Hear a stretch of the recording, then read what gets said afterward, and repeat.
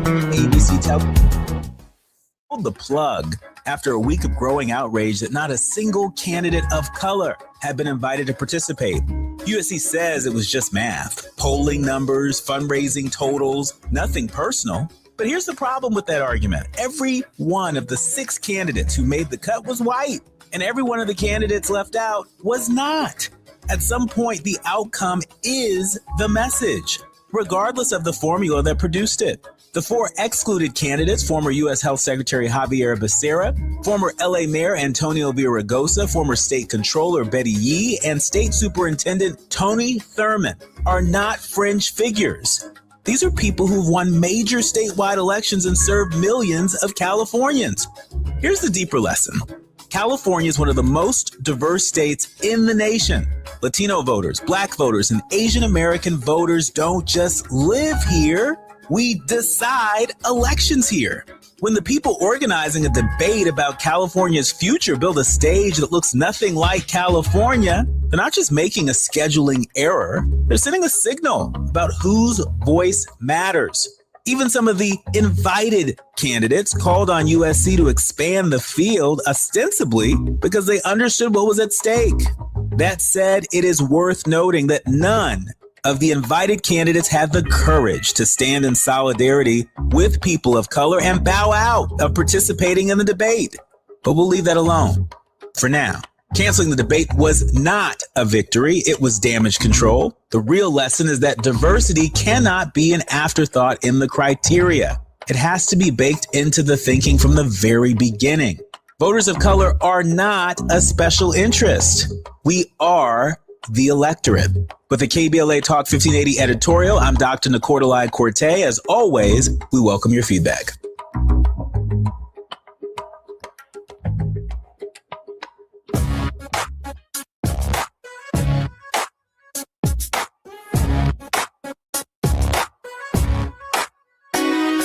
Jesse Jackson Jr. Show. The Jesse Jackson Jr. Show. The Jesse Jackson Jr. Show. The Jesse Jackson Jr. Show. Come on and talk with me. Come on and listen to me. Come on and talk with me. Come on and listen to me. KBLA, Talk 1580, download the app.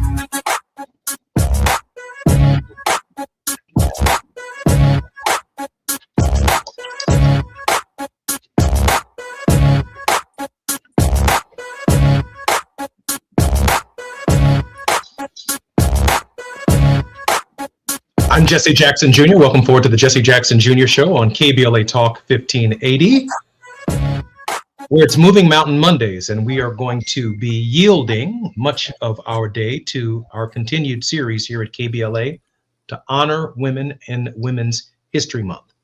It's Moving Mountain Mondays. Welcome forward, everyone, to the Jesse Jackson Show. I'm Mr. Ernest Krim III. We're going to have a short segment of Krim's class. My brother Jesse is here. I'm just right here for him as everything gets sorted out. And it's a pleasure and honor to be here with you all today on this beautiful Monday. I got to say to my folks out in LA, it feels a little weird to have weather that is on par with you all today in the Chicago area. Ernest, can you hear me? This is Jesse Jackson Jr. As we continue, y'all, there's been so much going on in America. As you can imagine, and as you know, there's so much going on worldwide.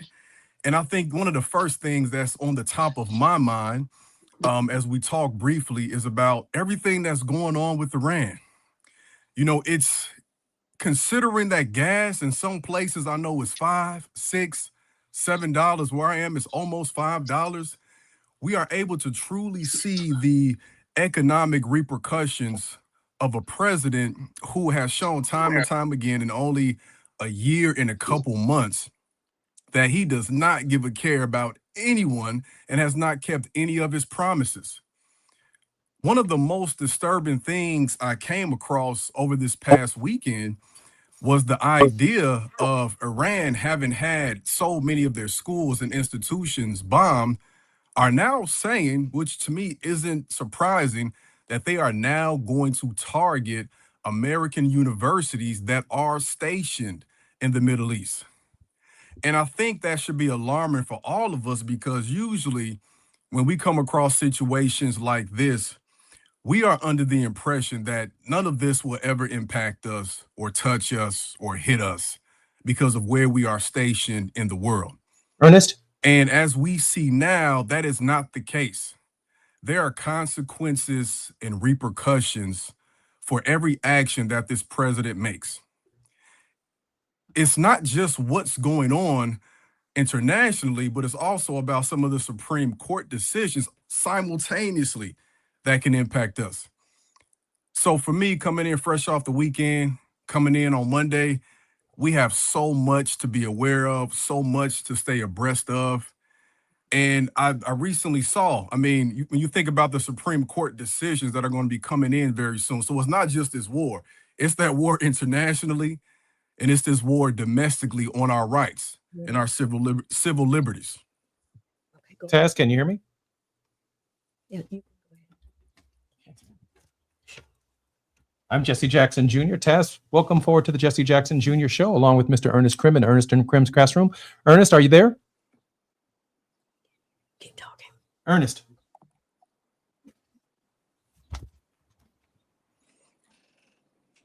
Ernest, this is Jesse Jackson Jr. Can you hear me? When we consider the Supreme Court decisions coming further down the line, y'all, that will impact where we are in terms of the mail-in ballots. We have a lot to be aware of and to stay abreast of in the forthcoming months, y'all. So let's continue to stay alert. Ernest, it's possible that you can't hear me, but I am live with you on the program. I'm Jesse Jackson Jr. We are continuing our Women's History series. Gina A. Towns is the president and CEO of 519 Productions and the executive producer, creative director, and program director for the Jesse Jackson Jr. Show on Smiley Audio Media's KBLA Talk 1580. She's also a host of Reflectivity on our weekly series, Fat Meat Fridays. I'm particularly honored that Gina will be hosting us in the second hour of our show. And in the second segment, until the top of the hour. Let me allow this opportunity, if I might, to introduce some of our critical guests. Angie Coleman-Scott will be joining us after the break. She's the founder of Level Up Nation, a virtual talk show network where ordinary people with extraordinary stories are hosted. Also, Heather Hayes, born the daughter of iconic singer and songwriter, music producer, and actor Isaac Hayes, will be joining us on our program. And last but not least, Patricia Nash is a transformational architect, AI confidence strategist, and human potential catalyst with over 30 years of experience in coaching, consulting, and business leadership. I'm Jesse Jackson Jr. More when we come forward on KBLA Talk 1580. It's afternoon drive time with Jesse Jackson Jr. Only on KBLA Talk 1580. All the women who independent, throw your hands up at me. This March, we're turning up the volume on the women who changed everything. KBLA Talk 1580 is proud to celebrate Women's History Month, honoring the trailblazers, truth tellers, and game changers who shaped our world, our culture, and our community. From the freedom fighters to the firsts, from the boardroom to the front lines, from the unsung to the unforgettable. All month long, we're celebrating the stories, the voices, and the conversations that remind us that women, Black women, have always led the way. Don't miss a moment. This is our moment. This is our story. Stay tuned to KBLA Talk 1580, Los Angeles' home for the conversations that matter. I'm your girl, you're my girl, we're your girls. Won't you know that we love you? Progressive knows that for business owners, vacations hit different. But hey, at least you finally took a vacation. And look at that. You only answered 53 calls, 84 emails, onboarded one new hire, and covered for Chris while he's out on paternity leave, and you did it all from a kayak. Because you, my friend, know how to relax. All right, you may not know how to take a day off, but you do know both your personal and business auto insurance needs can be covered in one place with Progressive. So at least that's relaxing, right? Progressive Casualty Insurance Company and affiliates, not available in all states or situations. Small businesses are the heart of America. But you don't have to go it alone. As the nation's largest nonprofit resource of expert business mentoring, SCORE has helped millions of entrepreneurs build their businesses for free. Get the connections, education, and guidance you need with SCORE. We're ready to help. Find a mentor today at score.org. Now back to more of Jesse Jackson Jr. on KBLA Talk 1580. The Jesse Jackson Jr. Show. The Jesse Jackson Jr. Show. The Jesse Jackson Jr. Show. The Jesse Jackson Jr. Show. King Folly, drop the beat. Come on and talk with me. Come on and listen to me. Come on and talk with me. Come on and listen to me. KBLA Talk 15. Now, Mondays with Jesse Jackson. First, let me begin by expressing my great appreciation to my boss, Tavis Smiley, for the week of respite that he allowed me to take. A lot of interesting things obviously occurred in my life over the last 30 or 40 days, and I'm very grateful that Tavis was kind enough. After almost 2 years on the radio, this is season 2 of the Jesse Jackson Jr. show. We've simply not taken a break. Monday through Friday, 2 to 4, right here on KBLA, initially on WVON, and then simulcast on both stations, but solidly with KBLA. I do want to comment just before I bring on our guests and turn the show over to the creator of our show, Gina Towns, that we are living in an age of misinformation. I can't begin to tell you its consequences for our democracy. I don't know how completely to report on what is accurate or not accurate in Iran and the war. There is so much artificial intelligence, so much misinformation. We don't believe the president of the United States. We've never heard a truth from him, so there's no expectations that we will hear one now with American lives on the line. It's impossible to think past or even move past the bravado of Secretary Hegseth of this so-called Department of War. I guess we should have taken the strongest possible signal from him that we were no longer going to be defending ourselves, but we were going to be bringing conflict to people.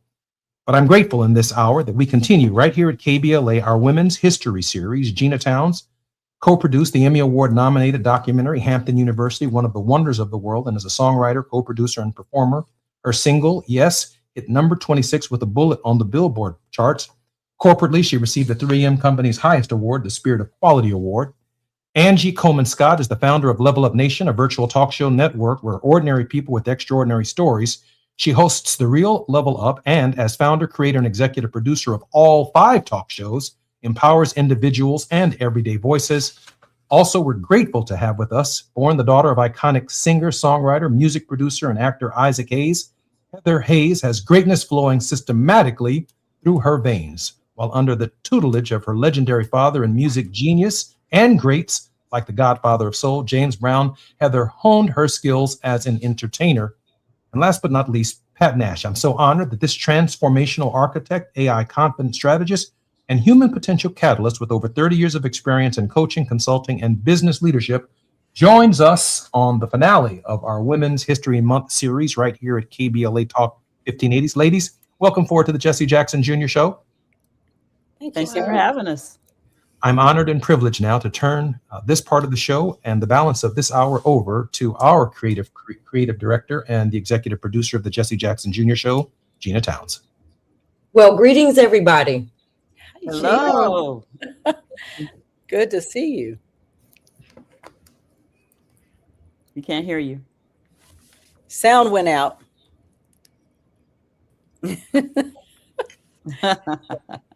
We appreciate the opportunity, Jesse, to be able to honor women, to talk about women's history, talk about our own place in the world as we have it today. So let's get right into it. These are 3 very accomplished women here, and what can we say? Woo. Your sound is. Can you hear me now? We hear you now. There you go. Yes, yes. Yeah. So tell me about Women's History Month, and I mean, how do you even feel about there being a month? I mean, I guess this always harkens back to Black History Month. I mean, we are always. Women are always, and so I guess, you know, it's great to have a month, but tell me how it even feels. And let's start with Pat. How does it feel to put women on the stage for a month? And what are your thoughts about Women's History Month? Actually, I feel the same way about Black history. I think it's imperative that we highlight it, but we know it's woven into the very existence of who we are. So I think it's great. I mean, it's like Mother's Day. I think it's great to highlight a month because it would take a lifetime to note and highlight all the women and their contributions to who we are and what we're experiencing right now. So I think it's a great way to start. It's a great way to start.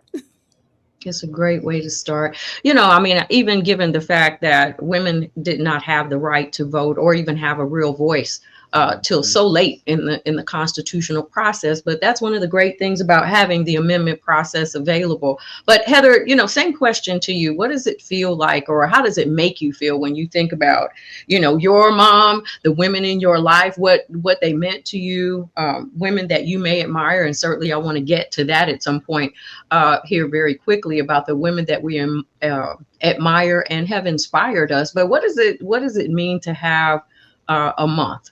Positive, negative?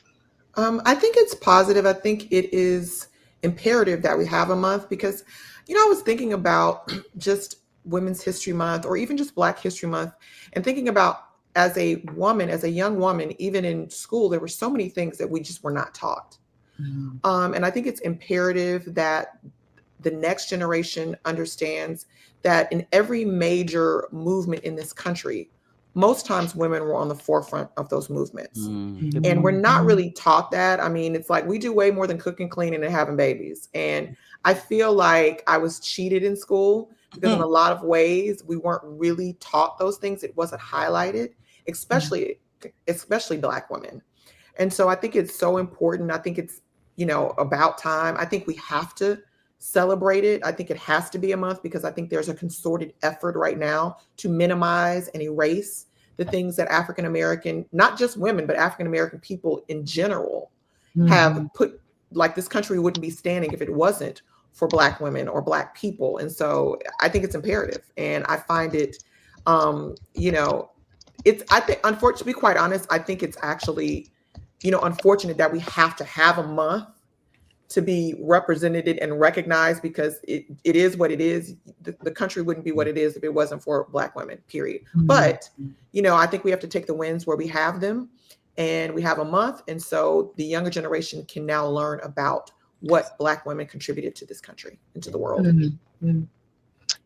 Angie, who are the women who have inspired you and helped you to become who you are? You? Good answer. Good answer. That's funny. Girl right there. Look, okay. No, on the real, you guys, I'm going to start out. The number one female in my life was my mother, Winifred Smiley. Now, she recently had passed away, everyone, and I'm still going through the grieving process. But in that grieving process, you guys, I'm literally meeting people along the way that I did not know she touched. So she's born in Knoxville, Tennessee, but she has a grave family in Birmingham, Alabama, which I was born and raised. So I want to start there. My mother was a young girl, very green, moving to Birmingham, Alabama with no family but her husband, okay? Had 4 girls. To raise 4 girls in the deep South, okay? And let me say it this way. To raise 4 girls in the deep South, the way that we look, we're not brown skinned. So unbeknownst to a lot of people who have light skin, it's not easy growing up in the South. It's not. You're hated one way. You're too light to be black, but too black to be white. So you're stuck in the middle. So Yeah. this woman is raising 4 girls to figure out how do you be a woman on this planet Earth, the way that you look. And she did a great job making sure that we knew that we mattered, not for the way that we look, but for the way that we think. So I started there. Hats off to my So, mom. you bring up a very interesting topic that I don't know I had intention of, and that's why I love the free flow of conversation. Yeah. Because right now, as women, I think this is a very important conversation. Certainly, it's been had for, centuries. But growing up, I am not my hair, I am not my eyes, I am not my skin color, and even for Black women in general, but women in particular, Black women in particular, having to navigate who we are with, first of all, one another. In Black History Month, we have certainly come a long way. Our hair care products, our health care, our ability to transcend corporate America, to become entrepreneurs. And I think that I have, 3 of those on this show with me. So let's kind of take some time to talk about that during Black History Month here. How far have we come in loving one another? Ooh. And how important is it? Ooh. Y'all go ahead, because y'all know I got a lot to say. So y'all better go first. Well, I know we don't have that much time, but we always have a lot to talk about. I mean, most of you know I have a relationship talk show on Sunday nights, and the war against if it's not the skin color, it is the sexes, the men and the females, how they see each other. So in learning to love each other, I think we have a lot to learn in this country in general. I don't care what color you are, about respecting women first, respecting women of all colors. And then you have an extra layer respecting Black women. It goes another layer deeper. So in learning to love others, we have a long way to go, but it starts with loving yourself. Mm-hmm. Hey, you have a book out right now. Tell us a little bit about that book, because that's kind of the subject matter, Yes. if you will. And tell us about your talk show. Tell us how we can listen to you while we're at it. Yes. So we're on Sunday nights, and we're on all social medias. We're on Level Up Nation, by the way, the talk show that was mentioned that Angie founded. But the book is a #1 bestseller on Amazon. It's called Why Owe You. It spells you, but the question is, why owe you? Why owe yourself? Because we love on others so well, and we do so many things for other people, but we have not learned how to love ourselves. So that is the subject that we happen to be talking about right now. Is the book teaches you how to love others without losing yourself. And it's going to roll me right into Harriet Tubman, because I love her, because her love compelled her to pull other people out. And that's kind of what I do. But I'm going to pass it on to Heather. Yeah, Heather. Yeah, Heather, you have been in a public setting. You have lived the majority of your life with an eyeball 2 or 100 on you at any given time. And so in line with that conversation, learning to love one another, or feeling love from other women who look like you, don't look like you, what is the challenge? What do you feel like you've learned, and what advice do you give us to continue moving forward? I think Pat hit the nail on the head. I think it is about loving yourself first. And I do want to mention my mom did a wonderful job at teaching me to love myself. I grew up in the South as well, by way of California, but growing up in the South. And my mother is very, very light complected. And that whole side of the family is very, very light complected. And when you live in a country, in spaces where, unfortunately, there's still remnants of slavery in our community, and so we're judged based upon the color of our skin. They did a really good job of me not feeling less than because I was browner than them. And I think that's really, really important, specifically in the space of entertainment, because so often when you're going to auditions and you're going to things like that, you can only be 1 or 2 that look like me. The rest of them just were not, or getting excused because I have a particular grade of hair. And so I think that we really have to work on loving ourselves so that we can support and be supportive to one another, because unfortunately, all of this kind of stuff that we have between each other, we're taught that. That's learned behavior. So I think we have a ways to go. I do see remnants of it. And I see, as long as we have people that are a reflection of the entirety of who we are as a community, we all don't look alike. There's 5 million different colors. There's 5 million different hair textures. As long as we have representation that we can see, we will eventually learn to love ourselves and then learn to love each other. Yeah, we are coming up on our 2-minute break before we come forward. I definitely want to continue that line of thinking and discussion when we return and come forward, because I think where we are is so pivotal right now. And it's, you get to a certain point. It's almost kind of how we were coming out of Jim Crow into the civil rights era, into affirmative action. And now we see ourselves in another place. A lot of Black women have lost their jobs over the past year, and find ourselves in a very interesting dynamic here in this country. We are going to pick right up there with Heather Hayes and Angie Coleman Scott and Pat Nash when we return. When we come forward, this is KBLA. I'm Gina Towns. It's the Jesse Jackson Jr. Show, Women's History Month special in the first hour. We'll see you in a moment.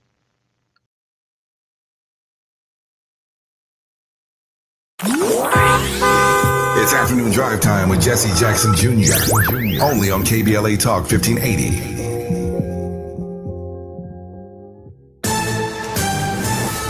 I'm Amber Payton with BIN News Now. The White House says there may be a path to reopen the Department of Homeland Security as the shutdown continues. Once again, President Trump is cleaning up their mess because he cares more about the American people than destructive, petty, partisan politics. Press Secretary Caroline Leavitt says President Trump cannot keep issuing orders to pay TSA workers, and again blamed Democrats for the 45-day standoff centered on ICE funding. Professional golfer Tiger Woods is reportedly avoiding hiring a driver due to privacy concerns, with sources saying he does not want anyone watching or knowing his movements. The report comes after his recent DUI arrest in Florida, where he faces charges, including property damage. And Wanda Sykes is releasing a new comedy special on Netflix. The Emmy-winning comedian's latest stand-up, titled Legacy, will be her third special with the streamer and features an hour of bold, sharp humor. Get BIN News Now on demand 24/7 on the iHeartRadio app. Now is the time to save on an award-winning Nissan at the Nissan Now sales event, featuring the Rogue, Pathfinder, Frontier, and more. Don't wait. These offers are going fast. Shop your Southern California Nissan dealers and NissanUSA.com today. This is the KBLA Sports Minute with Ray Richardson. Congratulations to the UCLA women's basketball team. They advanced to the Final Four in the NCAA tournament for the second year in a row. UCLA overcame a sluggish first half to beat Duke 70-58 in the Sacramento Regional Final. 29 straight wins for the Bruins. They are 35-1. Lauren Betts scored 15 of her 23 points in the second half. The Bruins will play Texas or Michigan Friday night in Phoenix. The NCAA men's basketball Final Four is set. Illinois, Michigan, Arizona, and UConn. Lakers star Luka Doncic will serve a one-game suspension for tonight's home game against Washington. Doncic was hit with his 16th technical foul Friday night in the Lakers win over Brooklyn. The one-game suspension will cost Doncic $561,000. The Clippers beat Milwaukee Sunday 127-113. Benedict Mathurin had a game-high 28 off the bench. No debates, no speculation, just the info you need. That's your KBLA Sports Minute. I'm Ray Richardson on KBLA Talk 1580. Whoa,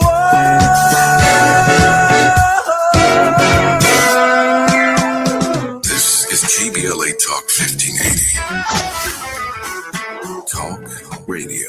That's music to your ears.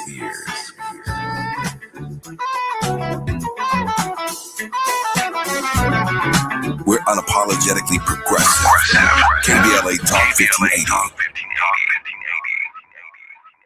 Hey guys, do you want male performance in the bedroom and do you want it now? Get it in 47 seconds or less. For the first time, you can have instant male enhancement. Introducing Nox 47, the topical male enhancement that works in 47 seconds or less. Satisfaction guaranteed. Finally, after years of scientific research, our proprietary formula will allow you to perform in the bedroom like never before. Just imagine that little blue pill on steroids. No reason to settle and wait when you can get instant performance now. Forget about pills and potions that make you wait hours or up to 30 days to work. That's yesterday's news. Nox 47 is brand new. The hottest thing for men. And you don't need a prescription. Call now and get your free supply for a limited time. To find out how to get Nox 47 for free, call now. 800-677-1453. That's 800-677-1453. Free bottles for limited time. Call 800-677-1453. That's 800-677-1453. All I need is one mic. With a KBLA Talk 1580 editorial, I'm Dr. Nicordelai Corte. Less than 24 hours before a planned California governor's debate, USC and KABC Television Channel 7 pulled the plug after a week of growing outrage that not a single candidate of color had been invited to participate. USC says it was just math, polling numbers, fundraising totals, nothing personal. But here's the problem with that argument. Every one of the 6 candidates who made the cut was white, and every one of the candidates left out was not. At some point, the outcome is the message, regardless of the formula that produced it. The 4 excluded candidates, former U.S. Health Secretary Javier Becerra, former L.A. Mayor Antonio Villaraigosa, former State Controller Betty Yee, and State Superintendent Tony Thurmond, are not fringe figures. These are people who've won major statewide elections and served millions of Californians. Here's the deeper lesson. California is one of the most diverse states in the nation. Latino voters, Black voters, and Asian American voters don't just live here. We decide elections here. When the people organizing a debate about California's future build a stage that looks nothing like California, they're not just making a scheduling error, they're sending a signal about whose voice matters. Even some of the invited candidates called on USC to expand the field, ostensibly because they understood what was at stake. That said, it is worth noting that none of the invited candidates had the courage to stand in solidarity with people of color and bow out of participating in the debate. But we'll leave that alone for now. Canceling the debate was not a victory. It was damage control. The real lesson is that diversity cannot be an afterthought in the criteria. It has to be baked into the thinking from the very beginning. Voters of color are not a special interest. We are the electorate. With the KBLA Talk 1580 editorial, I'm Dr. Nicordelai Corte. As always, we welcome your feedback.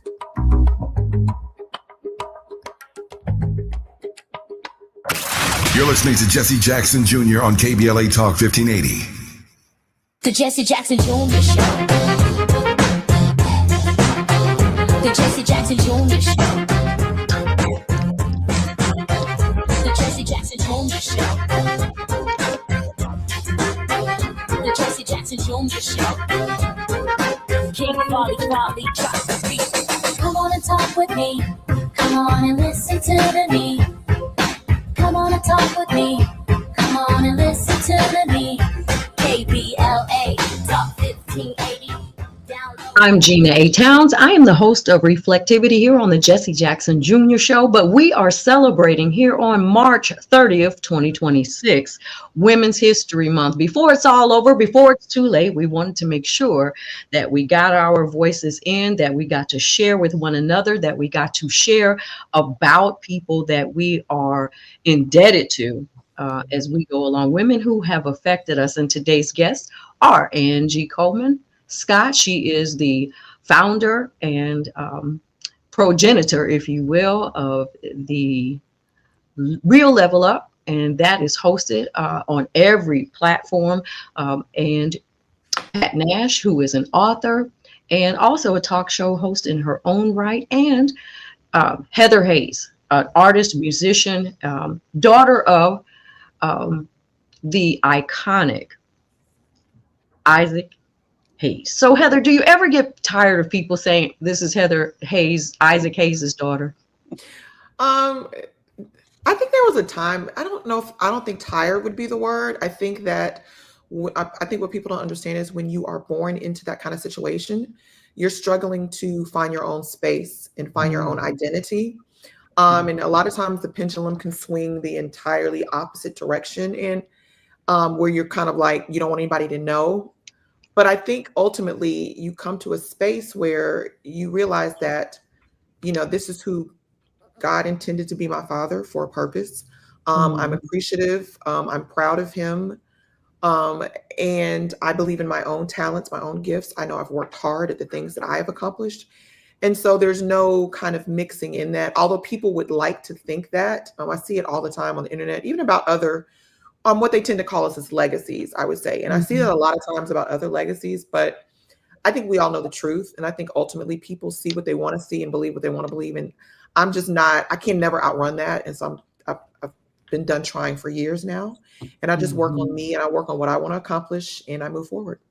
So your dad also saw you as a up and coming generation. And certainly he had gone through a generation, and we began this conversation for those who are just joining us in our last segment about how things have changed over a period of time, because Black women in particular have been subject to so many different eras. It's, not just women can't vote, women can't be in the pulpit, and or, whatever it is that women can't do. And then it became, yes, women can. And there have been a lot of people who have propelled women in that space. And we were just talking about what do we need to do now moving forward when we find ourselves in a space where there's almost some pushback. Heather, I'll let you start with that because I did bring up, what your dad went through himself as an artist and what he perhaps instilled with you that you would use today to move us in that direction forward. I think, well, to piggyback off what you said, as far as pushback, I think it's beyond pushback. I think there's an intention. I think there is a plan to disenfranchise African American women in the corporate space, in the job space. I think it's intentional.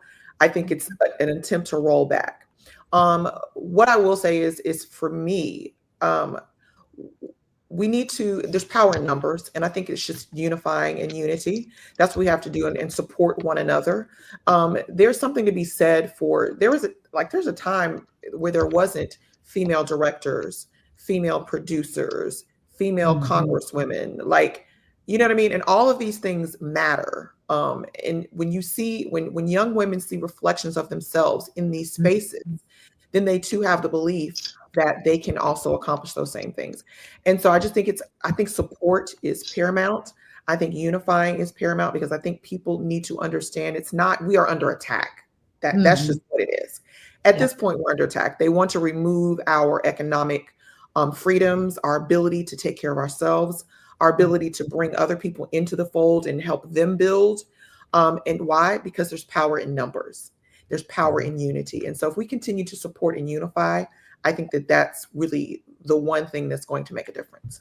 What do you tell young women who are watching this rollback, who probably grew up under President Barack Obama, saw a Michelle Obama emerge, and have not ever really seen women not do, not be, not go, not achieve? Pat, what do you tell these younger women right now as they are faced with exactly what Heather just said, the purposeful plan?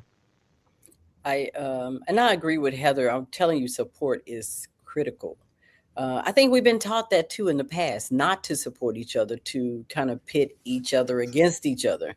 But I would say to the younger generation that's coming on now, those who don't remember their past are doomed to repeat it again.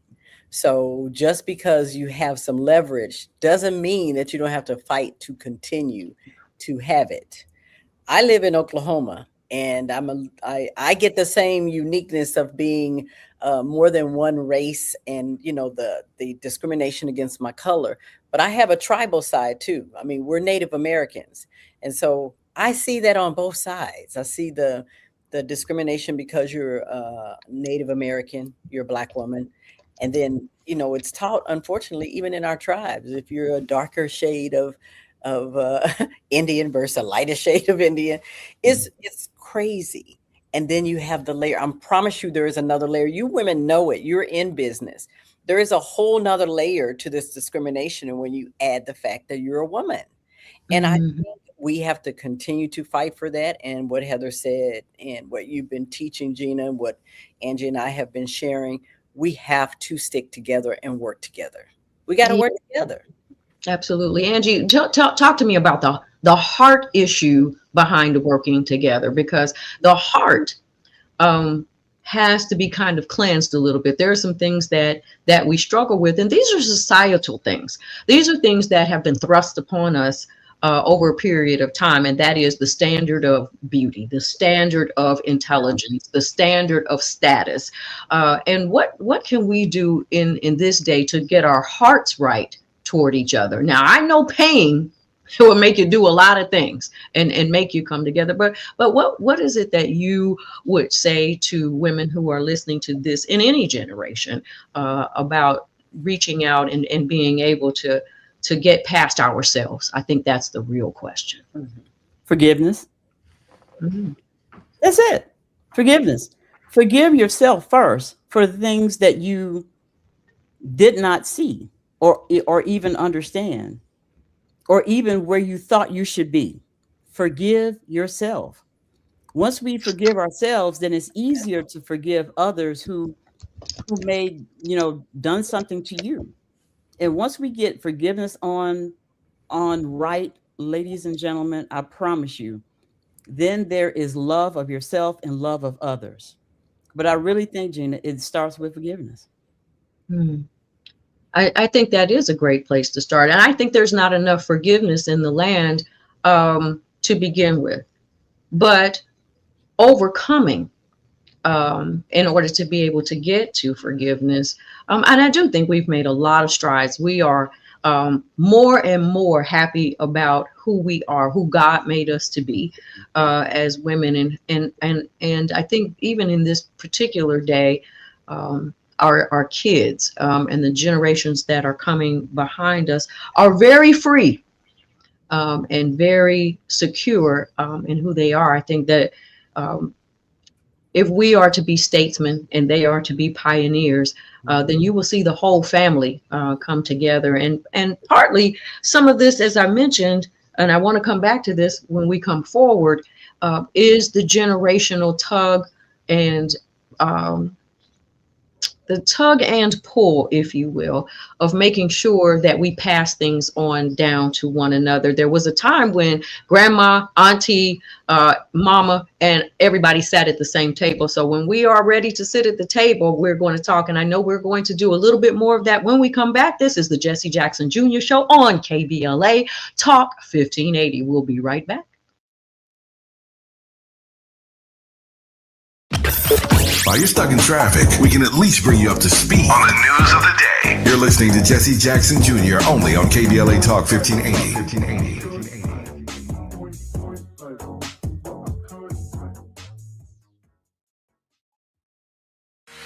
Hey LA, spring into savings with a special offer from LADWP. Now through March 31st, get a Flume device for free. What's a Flume? It's an easy-to-install home water monitor and leak detector that helps you catch leaks early and track water use. Don't wait. Order your free Flume before March 31st at ladwp.com/FLUME. That's ladwp.com/FLUME. Getting around LA doesn't have to cost a lot. Metro has fares that fit every budget. 20 free rides for qualified riders through the Life Fare program. Free passes for students with GoPass and affordable options for everyone in between. Wherever you're going, Metro's got you covered. Visit metro.net/fare programs. We're at Doolin's on Crenshaw. It's a special place where the neighborhood comes together. Got the fried chicken, the catfish, the candied yams, the mac and cheese. It's all delicious. I'm Isaac Bryan. I represent the Crenshaw District in the California State Legislature, and I'm supporting Tom Steyer for governor of California. California is under attack, and we need a fighter who's going to come in on day one and stand up for California values and push back. That person is Tom Steyer. Tom and I have been fighting together for the better part of a decade. Tom is the only candidate supported by Smart Justice because Tom has stood on the front lines of racial justice, economic justice, and true solidarity. Tom is the real deal. He's the only candidate in the race with a comprehensive plan to make the billionaires and the corporations pay their fair share so we can fund things like universal health care and education. He means what he says, and he does what we need. This is a moment when we've got to fight fire with fire, and I believe that fire is Tom Steyer. Ad paid for by Steyer for Governor 2026. The California Crusader newspaper would like to thank all of our subscribers for their support throughout the years, proudly serving the South Los Angeles and South Bay areas for more than 40 years. The California Crusader is a multicultural, Black-owned, adjudicated newspaper that focuses on providing newsworthy information to the people in our community.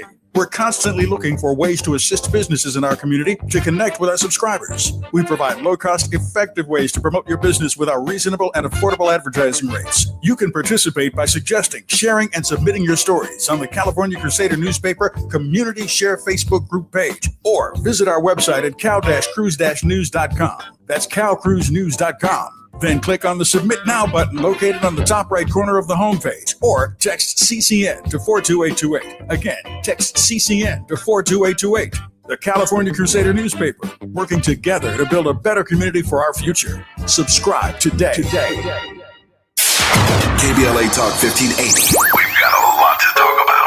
KBLA Talk 1580 is connecting you with services and solutions. Domestic violence and family violence is when someone in an intimate or family relationship tries to gain or maintain power and control over another through a wide range of abusive behaviors. Every single act may amount to abuse. Abuse can take on various forms: psychological and emotional, physical and economic, and sexual abuse. The Genesee Center Incorporated is a nationally recognized nonprofit domestic violence prevention and intervention organization, housing women and children from 30 days up to 2 years through emergency and transitional shelters. The Genesee Center also provides support services like mental health counseling, life skills classes, computer training, job referrals, after-school programs for children, field trips, tutoring, and comprehensive direct legal services. If you need help or you'd like to donate or volunteer, call the Genesee Hotline, 1-800-479-7328. That's 1-800-479-7328, or visit genesee.org.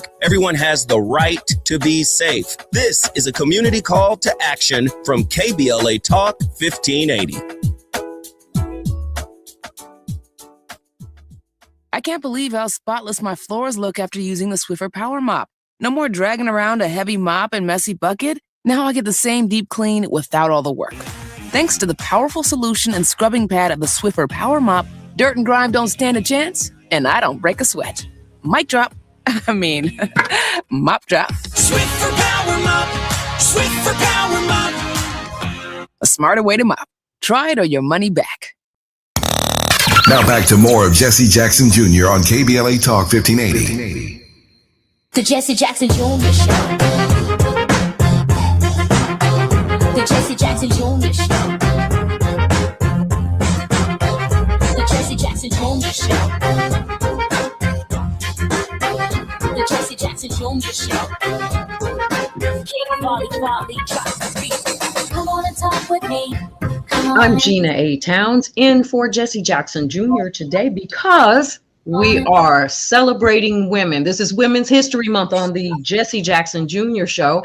And with us today is Heather Hayes, Angie Coleman Scott, Pat Nash, and yours truly, Gina A. Towns. We have been having a fairly amazing conversation about where we are as women. I think we have drilled down just a little bit beyond how magnificent women are, into where we've been, where we are, and where we need to go, and really getting honest about some of the places where we can certainly gird up society. And before we went to that particular break, we were continuing our conversation on people that we admire, people that have influenced us, and what we need to tell the next generations. And even some of the people who have influenced us, we still need to tell them about them. My person, I had to think long and hard, because obviously my mother, it will always be that influence. But a lot of people always said that my mother looked like Lena Horne.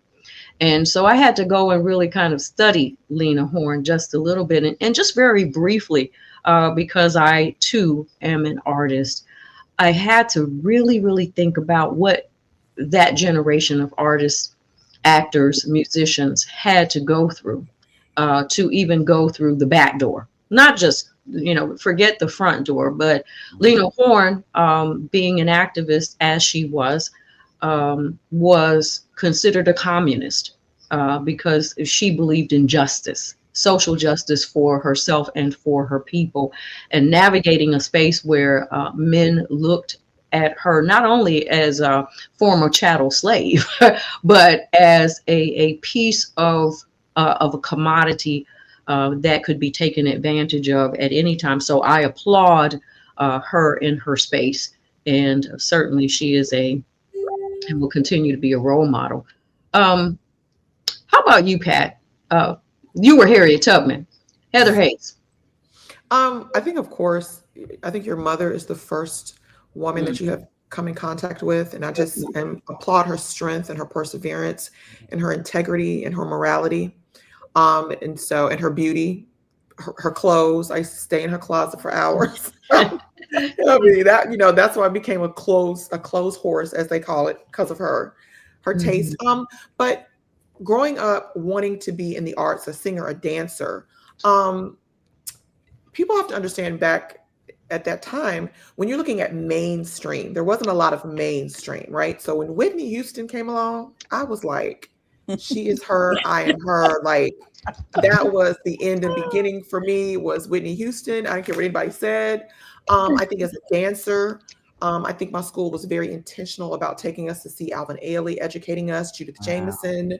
There are people like that. There were models, like, because I was into all of that kind of stuff. And there weren't really a lot of people that, you know, reflected what Black women look like. So I don't care if it was Naomi Campbell, Vanessa Williams, like she won Miss America. Like those were pivotal moments for young Black women and young Black girls, as I was. So I really look up to all of those women because what you didn't really realize at the time is they were really breaking barriers. You know, when I'm 12 and 13, I'm just like, ooh, somebody's singing or dancing or modeling or whatever that looks like me. But when you become older and you understand the historical context of it and what they probably had to go through to make it and to be represented and to win something like that, I think that it means so much more as I was making my way through entertainment. Right. And in a place, as you were talking, it made me think about shedding tears because of the places that they went and were not welcomed, the groundbreaking that it really takes. So there's a breaking in and of itself that takes place. And when there's a breaking, there's generally a shedding of tears. It's a shedding of self, a shedding of fear, and the growth of courage and stamina, perseverance, and even long suffering that allows us as women to fortify society, to edify society, and to continue to nurture the society that we're in. Angie. Yes.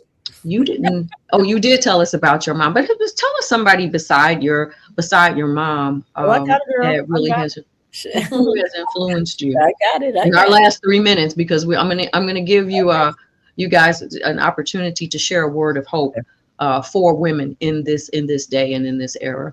Well, it was Lynette Woodard, because like what you and Heather shared, I was into sports. Particularly basketball. And I thought I was going to be this big time basketball player, but I was too short. So, and what Lynette did, how she got my attention, she was the first woman to be a Globetrotter. Wow. Simple, you know, she dared to dream. So when I saw her do that and had the opportunity to meet her, she shook my hand. I thought my hand was going to fall off, but I was like, wow, you have done a great feat. And maybe some people don't think it's a big deal to be on the Globetrotters, but I did back then. Yeah. A little girl from Birmingham, Alabama, trying to play basketball and saw her accomplish that.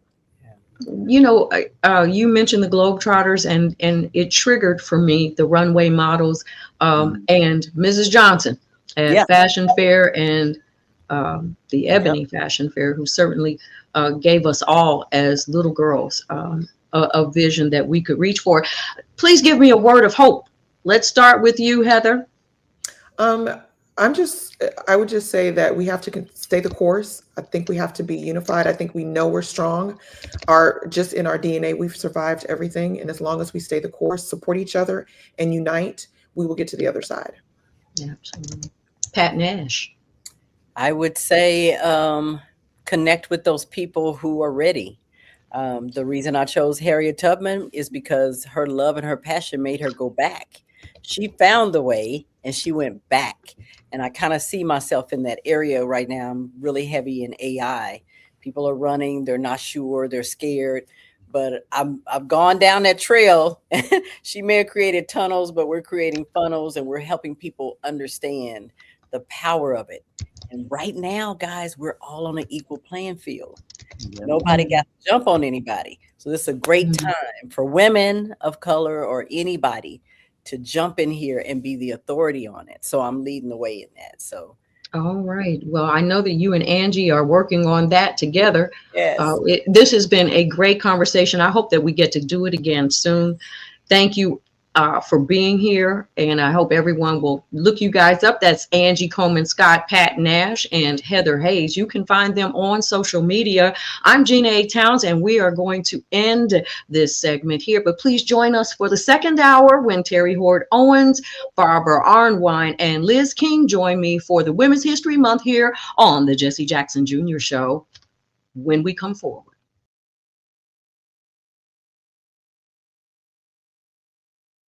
KBLA 1580 Santa Monica. I'm Amber Payton with BIN News Now. The White House says there may be a path to reopen the Department of Homeland Security as the shutdown continues. Once again, President Trump is cleaning up their mess because he cares more about the American people than destructive, petty, partisan politics. Press Secretary Caroline Leavitt says President Trump cannot keep issuing orders to pay TSA workers and again blamed Democrats for the 45-day standoff centered on ICE funding. Professional golfer Tiger Woods is reportedly avoiding hiring a driver due to privacy concerns, with sources saying he does not want anyone watching or knowing his movements. The report comes after his recent DUI arrest in Florida, where he faces charges, including property damage.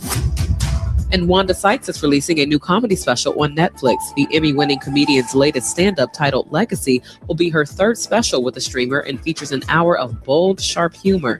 Get BIN News Now on demand 24/7 on the iHeartRadio app. Now is the time to save on an award-winning Nissan at the Nissan Now sales event, featuring the Rogue, Pathfinder, Frontier, and more. Don't wait. These offers are going fast. Shop your Southern California Nissan dealers and NissanUSA.com today. This is the KBLA Sports Minute with Ray Richardson. Congratulations to the UCLA women's basketball team. They advanced to the Final Four in the NCAA tournament for the second year in a row. UCLA overcame a sluggish first half to beat Duke 70-58 in the Sacramento Regional Final. 29 straight wins for the Bruins. They are 35-1. Lauren Betts scored 15 of her 23 points in the second half. The Bruins will play Texas or Michigan Friday night in Phoenix. The NCAA men's basketball Final Four is set. Illinois, Michigan, Arizona, and UConn. Lakers star Luka Doncic will serve a one-game suspension for tonight's home game against Washington. Doncic was hit with his 16th technical foul Friday night in the Lakers win over Brooklyn. The one-game suspension will cost Doncic $561,000. The Clippers beat Milwaukee Sunday 127-113. Benedict Mathurin had a game-high 28 off the bench. No debates, no speculation, just the info you need. That's your KBLA Sports Minute. I'm Ray Richardson on KBLA Talk 1580.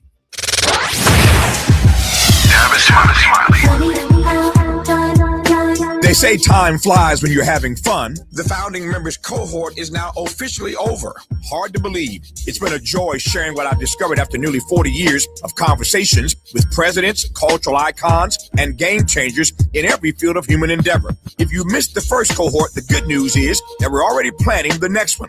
Now, the seats will be limited, and those on our waiting list will receive exclusive early access and special discounts not available to the general public. So, if you are ready to transform the way you connect, lead, and build trust, do not hesitate. Go to TavishTalks.com and join the waiting list today. That's TavishTalks.com. The next cohort is coming. Make sure you are in the room. I'm Tavish Smiley, and I hope to see you there.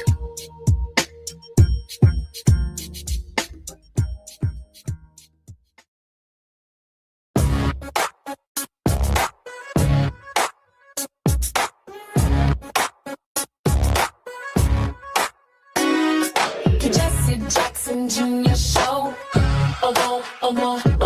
The Jesse Jackson Junior Show. The Jesse Jackson Junior Show. The Jesse Jackson Junior Show. Come on and talk with me. Come on and listen to me. Come on and talk with me. Come on and listen to me. KBLA. Talk 1580, download the app. Moving Mountain Mondays on the Jesse Jackson Jr. Show, and we are continuing right here at KBLA, our Women's History Month finale. Hosted by the creator of the Jesse Jackson Jr. Show, Miss Gina Towns. In this hour, Barbara Arnwine and Reverend Terry Hord Owens and Liz King will be our very special guests right after the break. Forward, I want to take this opportunity to make these introductions, but just before I do, I want to comment on the era of fake news and fake information and just how overwhelming it is not only to determine what is fact and what is fiction taking place in Iran. We don't know the trusted news sources. And I want to thank in a very special way Tavis Smiley for this opportunity to be on KBLA. And I can't thank enough Dr. Nee Cordelai Corte for hosting so brilliantly our show, giving me the first week off I've had nearly in 2 years on the radio, just for a moment of respite. In this hour, Barbara Arnwine, president and founder of the Transformative Justice Coalition, and is internationally renowned for her contributions on critical justice issues, including the passage of the landmark Civil Rights Act of 1991 and the 2006 reauthorization of provisions of the Voting Rights Act. Barbara Arnwine is one of the lead organizers of No King's Day, led by a very, very powerful and a very, very strong woman in Barbara Arnwine. Looking forward to her recap in this hour. Reverend Teresa Hord Owens is our regular contributor on the Jesse Jackson Jr. Show on Mondays. Reverend Terry Hord Owens is the general minister and president of the Christian Church, the Disciples of Christ in the United States and Canada, an author and advocate for the church living out its calling. She's the first person of color and second woman to lead the denomination. Since her election in 2017, Reverend Hord Owens' ministry actively reflects the Disciples' priority of being an anti-racist church, being a movement for wholeness, welcoming all to the Lord's table as God has welcomed us. In keeping with the Disciples' historic commitment to Christian unity, she serves as leadership at the National Council of Churches and as treasurer of the governing board and a member of the World Council of Churches Central Committee. And last but not least, our regular contributor, Liz King, recently served as Education Equity Senior Program Director for the Leadership Conference on Civil and Human Rights, a position she's held since 2015 until 2025. In this role, Ms. King led organizations' work to ensure all students are fully included in welcoming schools from early childhood through post-secondary education that prepare them for college, careers, life, and the full exercise of their social, political, and economic rights. In this hour, I know Barbara Arnwine is going to update us on No King's Day. I am confident that they will cover the Voting Rights Act and so many other critical issues that are critical to women, critical to our nation, and critical to our world. I'm very proud to introduce those of you, our facilitator, the creator of the Jesse Jackson Jr. Show, Gina Towns. I am here in studio with everyone, but I am in the background today, honoring women in this final moment of Women's History Month, which, Gina, I think you're probably right. It should be held every single day and not just on today. Please share the program if you're on Facebook and all of our social media programs and platforms at KBLA. Gina? Well, thank you, Jesse. I am thrilled. These are the ladies of the Jesse Jackson Jr. Show celebrating Women's History Month. It is our special time to really just interact with one another and maybe even look at some of the topics that we talk about each week from a woman's perspective. In the last hour, I was very, very privileged to have who were on and who gave us some perspective. And in this hour, I am looking forward to starting. I'm almost going to give you a countdown, Barbara, but I'm not. I'm going to just let you start right there with No King's Day. Barbara, please give us an update on No King's Day. It was amazing. 8 million people took to the American streets. This is the largest single day of demonstrations in our history. And what was amazing is that it's an increase, from the last No Kings. People say, movements, tend to kind of peter out, right? They tend to not have as much excitement, as much commitment, as much presence. But this one, not only was the United States, every state in the union involved, but every continent in the world had a No Kings, and we had some of the reddest counties in the United States where President Trump did so well had demonstrations. People are disappointed. People are upset.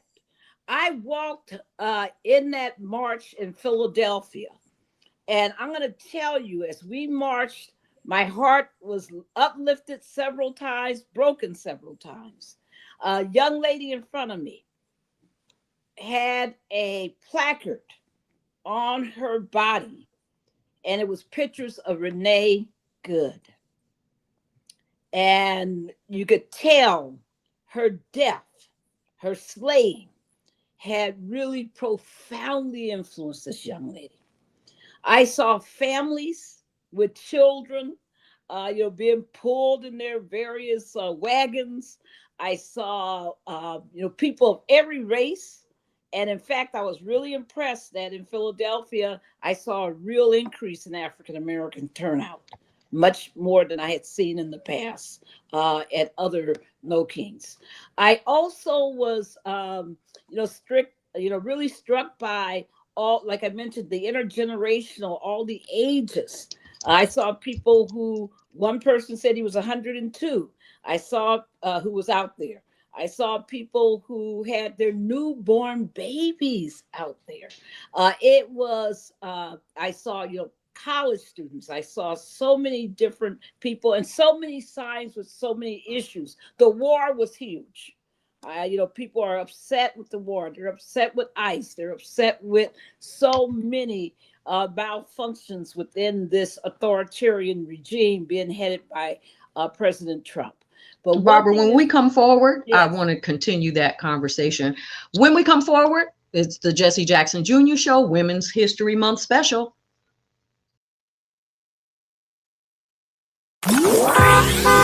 It's afternoon drive time with Jesse Jackson Jr. Only on KBLA Talk 1580. KBLA Talk 1580. We've got a lot to talk about. KBLA Talk 1580, connecting you with services and solutions. These are hard times for housing in America. Too many in our community face barriers to safe housing, behavioral health care, and affirming spaces for healing, particularly those impacted by poverty and stigma or incarceration. Rooted in South LA, Ahmad supports impacted communities through housing, wellness, and leadership development. Ahmad provides culturally responsive, peer-led support from transitional housing and mental health services to leadership development and youth empowerment. They offer safe, affirming houses for youth, transgender women, and formerly incarcerated individuals. Therapy and peer support with a focus on healing trauma in Black communities. HIV prevention and care, free testing, education, and wraparound services for whole person wellness. Standing in the gap with health, housing, and hope. Reach out to Ahmad Institute at 323-569-1610. That's 323-569-1610. Or visit amaad.org. This is a community call to action from KBLA Talk 1580. Progressive knows that for business owners, vacations hit different. But hey, at least you finally took a vacation. And look at that. You only answered 53 calls, 84 emails, onboarded one new hire, and covered for Chris while he's out on paternity leave, and you did it all from a kayak. Because you, my friend, know how to relax. All right, you may not know how to take a day off, but you do know both your personal and business auto insurance needs can be covered in one place with Progressive. So at least that's relaxing, right? Progressive Casualty Insurance Company and affiliates, not available in all states or situations. Small businesses are the heart of America. But you don't have to go it alone. As the nation's largest nonprofit resource of expert business mentoring, SCORE has helped millions of entrepreneurs build their businesses for free. Get the connections, education, and guidance you need with SCORE. We're ready to help. Find a mentor today at score.org. Now back to more of Jesse Jackson Jr. on KBLA Talk 1580. The Jesse Jackson Jr. Show. The Jesse Jackson Jr. Show. The Jesse Jackson Jr. Show. The Jesse Jackson Jr. Show. King Volley, drop the beat. Come on and talk with me. Come on and listen to the me. Come on and talk with me.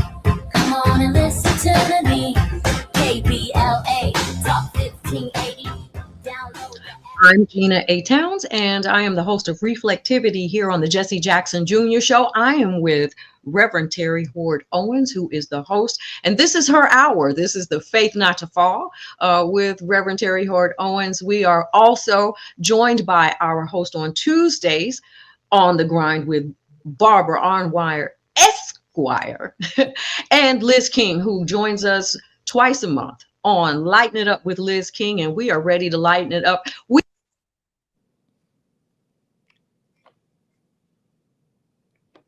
If you can continue to give us a little bit more information you saw. Yes. I saw, signs, of course, remorseful signs for Alex Preddy's family, for his slaying. I saw a lot of anti-ICE signs. I saw a lot of humor. I mean, people, one beauty about these demonstrations that's so different of the demonstrations from the 60s, 70s, 80s, 90s is that people have incorporated that principle that that Black voters matters has injected into the movement, which is that we must have joy in these moments, that it can't all be solemn, and it can't all be sad, it can't all be anger, it can't all be just frustration, that joy is a sign of our belief and our ability to achieve and to change all of this. So it was just beautiful, and people were so sweet to each other. But what I loved about, I want to say Vicki Miller, who is the head of Indivisible in Philadelphia and did all the organizing for this, and her team, genius, because you couldn't walk more than a number of blocks without hitting some soulful music, and the Philly sound was everywhere. And people were dancing in those streets as they moved. People, it helped to uplift the spirits. People were there in their big old, suits with the chickens and all the other kind of things to bring humor to the moment, but also to, talk about how we're all being clowned by this administration. I thought there was, just so many people talked about food stamps, Medicaid, SNAP. They talked about every possible issue, the attack on Black history. In fact, Michael Cord, who is an amazing lawyer, activist, and radio host in Philadelphia, was one of the few speakers. One thing about No Kings, they don't have 30 speakers. They have 5, 6 the max. And Michael Cord was one of the people, and he laid it out about the attack and the attempt to erase Black history, the attack on Black history. He talked specifically about Philadelphia, where they tried to take down the placards talking about the 9 slaves that George Washington held at the, quote, Philadelphia White House. And he talked about that battle and how it was won, and how it was a people's battle, and I was really surprised and happy because the crowd roared several times during his speech as he talked about racism, because a lot of people believe that the progressive, left and the, whites within that movement aren't ready for racial justice messaging, but he brought it straight on, and people were like, yes, we're all here for this. We're all here for each other. It was amazing, high-spirited. People were leaving, and as they left, as everything was over and people were leaving, you could tell one thing: they're ready. They're ready to move forward. People weren't like, I'm worn out. People were like, I'm ready. What's the next? What do I do next? How do I keep moving? And I thought Senator Vincent Hughes, one of Reverend Jesse Jackson's mentees, he's one of the most popular, amazing senators in Philadelphia, and one of the the state of Pennsylvania. And he is so amazing because what he did was he wore his Reverend Jesse Jackson Keep Hope Alive t-shirt. Oh, wow. And he spoke about Keep Hope Alive, and he ended with chants, when we fight, we win. When we fight, we win. Barbara, thank you so much for your leadership throughout this process. And I also heard you say that the organizer for No King's Day, or the primary person, was a woman as well. And I want to say that even though people weren't in some of the larger marches, there were so many little smaller locations that people gathered. They came out. I saw them at seniors buildings, and everyone was there. It was amazing to watch, and it was great to hear people blowing their horns and letting their windows down. So there certainly is a camaraderie. And I have to imagine that one of the women who fuels your fire, and I'm going to certainly ask you to tell us who fuels your fire, but I think about Harriet Tubman as well in leading these kinds of movements. Who is the person who sources you, if you will, as far as your leadership in this hour from history? Well, God is good, and there are two. I am just Harriet Tubman is without question my North Star, but so is Fannie Lou Hamer. I'm about fighting women. I'm about women who defied the odds, women who folks said they were, quote, illiterate, that they didn't have the niceties and all the stature, and they turned this nation around. Their presence on this earth has been definitive to how this country looks today. And it's just so important for us to embrace our sisters. That's why I love Women's History Month. But of course, most of us, I'm sure all my sisters are here, we're 324. We're 352 days. We're there every single day fighting for women, and every day uplifting some amazing woman in our past and our history. And thank God for all the young upcoming women that I saw in those streets. Yeah, Liz, piggybacking on some of what Barbara has shared, and in particular, who has been your inspiration? Because you are a fireball for justice and for justice movements. Tell us about where you think we are. I mean, even as we look at the women who are involved in this administration and their role in having us where we are today. I mean, it really is a step away from women who have been involved in justice movements, so to say. But who has been your inspiration, and what is it that you're seeing today as far as those who do and those who don't step into the role of leadership right now? Yeah, thanks, Gina. It's so great to be here. Always great to be on the show. This is such a hard question. I think the one, though, the name I wanted to bring forward is Marian Wright Edelman, who I've talked about on this show before. Just an amazing, amazing leader who has shown that federal policy advocacy, which can be stuck down deep in muck and mire, can be a path to justice and opportunity for children, women, and families. And I think about all the work that she has done over these many decades, and think about the work that she did directly that meant so many more children get to go to school and be educated and be respected, but also just the tremendous role she has played as a mentor to so many other people and so many organizations, and so much advocacy at the federal government level is by people who were trained by her, inspired by her, led by her at one time or another. And I just what I always remember about Mrs. Edelman is how focused she is with moral clarity on the moral call here.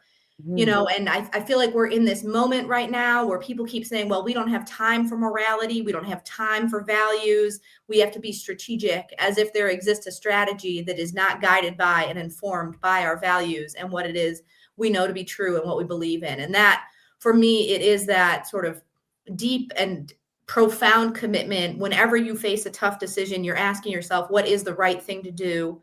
What do I owe to my community? What do I owe to the people that I work with and work for, and those I'm advocating with and for? And I think for me, just so much of this is about Marian Wright Edelman. And now is a time that calls on sort of what we have learned from her and all of the people she has taught. And, and she, just to Barbara Armand's point, like, she will tell the story about the role that Ella Baker played in her own life. And that she tells a story about the role of Fannie Lou Hamer. And it just is a reminder that civil rights work and justice work is not a marathon. It is a relay race. And we only ever take the baton from those who came before and pass it on to those who come after. And how do we think about this as a multi-generational movement with this overlap?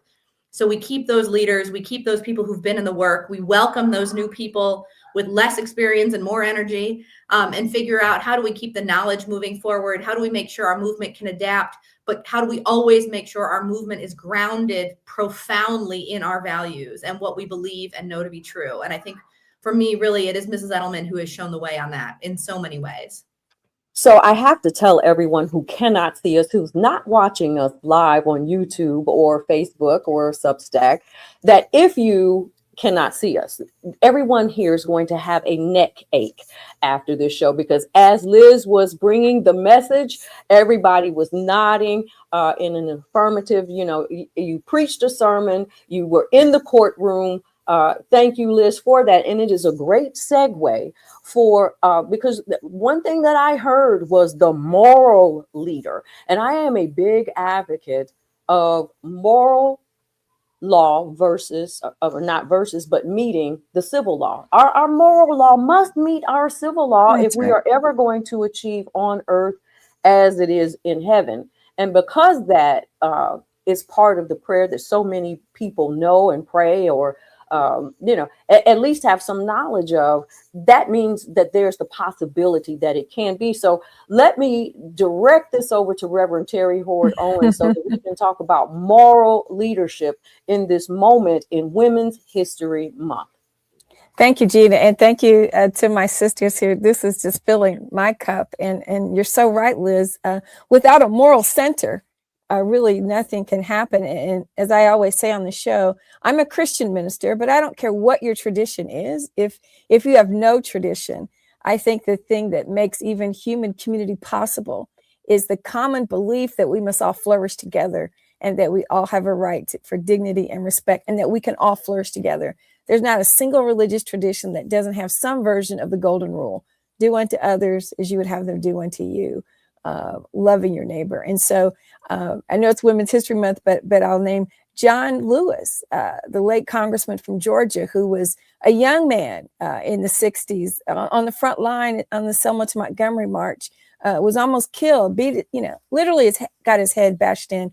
He always writes about the movement from a theological perspective and says that nonviolent practice was a spiritual practice for him. And I think there's something inner spirit in each of us that holds movements together, right? You may not frame it as I might in a religious context, but there's the human spirit that whatever you call holy, whatever you assign as that higher power that holds us all together. And that's what allows us, our deference to that power of the human spirit is what allows us to really want to work for each other. I heard you're talking about women that I admire and respect. I come from a historic community in Indiana, one of the first free Black settlements in Indiana, settled by Black folks coming up from North Carolina and Georgia in the 1820s. And both of my grandmothers were historians of these communities and shared a lot with me about those. And I'm so grounded in what I do now because I know who I am and where I come from. I was listening to NPR last week in the car as I was driving to visit my dad in Galesburg, Illinois, who's a retired African-American studies professor. If you know me and know him, then you don't question why I am the way I am. And then if you have met my mother, you'd have no doubt. But Brian Stevenson was being interviewed about this new Montgomery site that he has as part of the Equal Justice Initiative. He got a chance to meet Joanne Carr, who was the president of the Montgomery Improvement Association, which really organized the Montgomery bus boycott. Dr. King came in later to give voice to the movement, but it was organized by women, mimeographing flyers, organizing the carpools. And he got a chance to meet not only Joanna Carr, but she introduced him to Rosa Parks. And he was telling Rosa Parks all the things that he wanted to do. And she said to him, what you're going to do is going to make you tired, but you need to be brave. And then she took his hand and said, will you be brave? And I think it's the power of the women in our lives who have told us what it takes and will say, can you be brave? I think that's incredible. I cannot. Until we come forward on the Jesse Jackson Jr. Show, Women's History Month special is today with the women of the Jesse Jackson Jr. Show. We will continue this conversation, and that's just full of so much meat, with Terry Hoard Owens, Barbara Arnwine, Liz King, and myself come back now 6 minutes from now on the Jesse Jackson Jr. Show. It's afternoon drive time with Jesse Jackson Jr. Only on KBLA Talk 1580.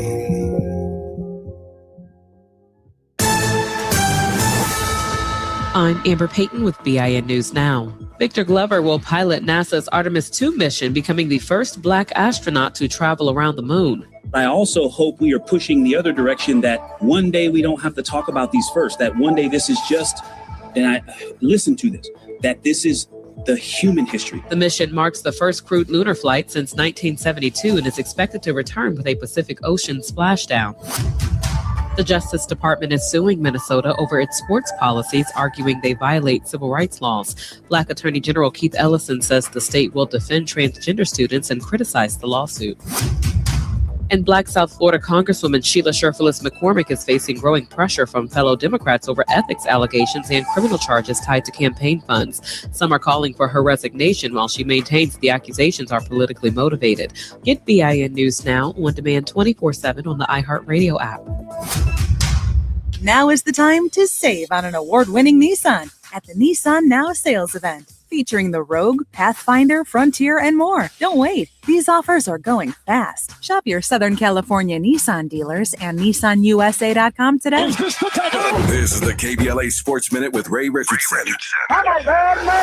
LeBron's youngest son, Bryce, is a member of the Arizona men's basketball team, but you will not see him on the court in the Final Four. Bryce James, a 6'5" freshman guard, decided on February 3rd to redshirt the rest of the season. Before that decision was made, with input from his father, Bryce had not appeared in any of Arizona's first 22 games. At the time, a very deep Arizona team was 22-0 and number one in the nation. Arizona is one of two number one seeds that made it to the Final Four. Michigan is the other number one. Michigan and Arizona will meet up in one of the semifinals Saturday in Indianapolis. Illinois and UConn are in the other semifinal. Alabama State is looking for a new men's basketball coach. Tony Matlock left the HBCU school to become an assistant under Penny Hardaway at Memphis. Matlock was 51-80 in 4 seasons at Alabama State. No debates, no speculation, just the info you need. That's your KBLA Sports Minute. I'm Ray Richardson on KBLA Talk 1580.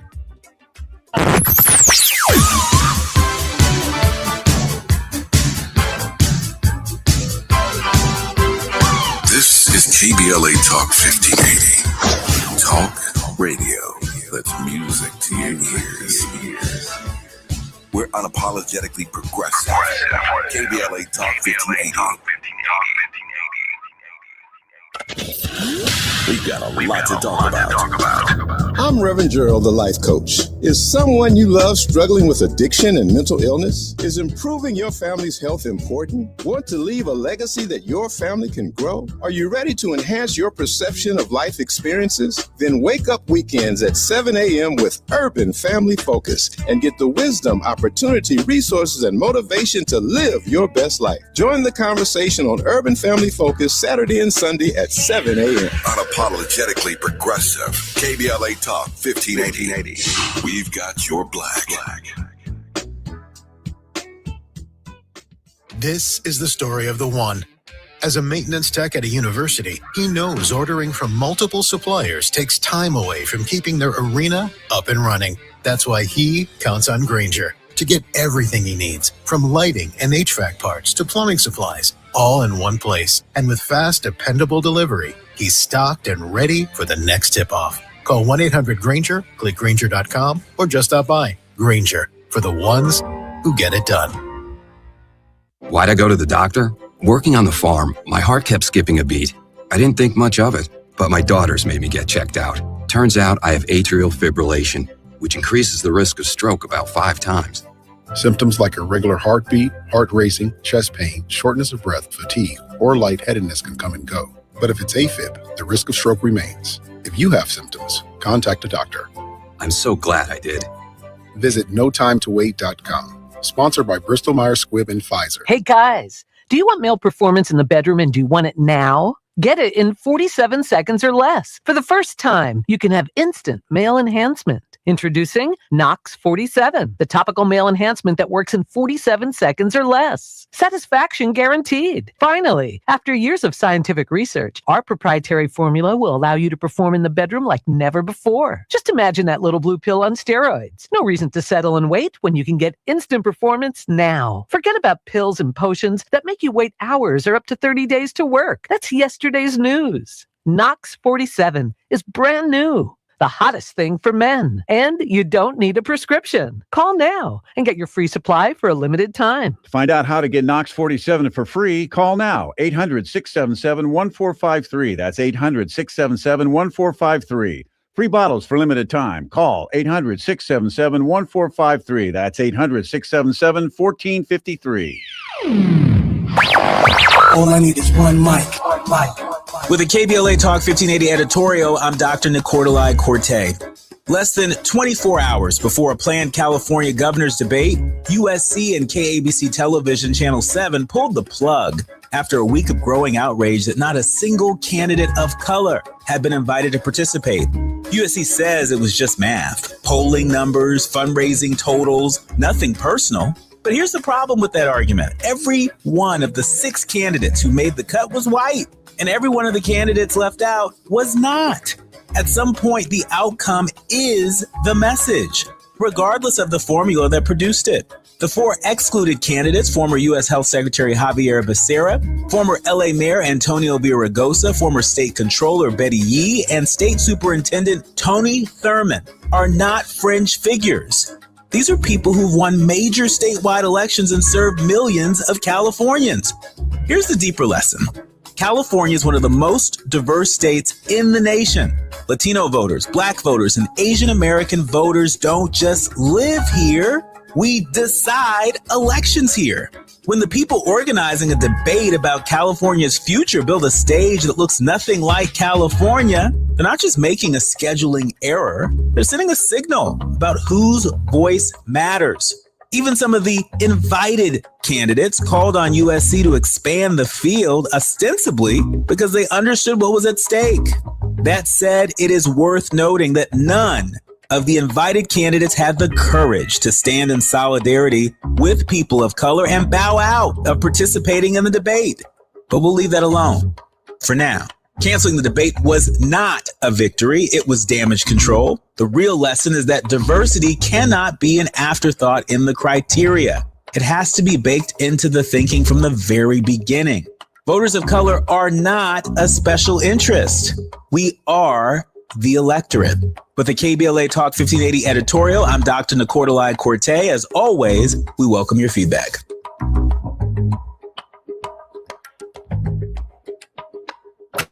You're listening to Jesse Jackson Jr. on KBLA Talk 1580. The Jesse Jackson Jr. Show. The Jesse Jackson Jr. Show. The Jesse Jackson Jr. Show. The Jesse Jackson Jr. Show.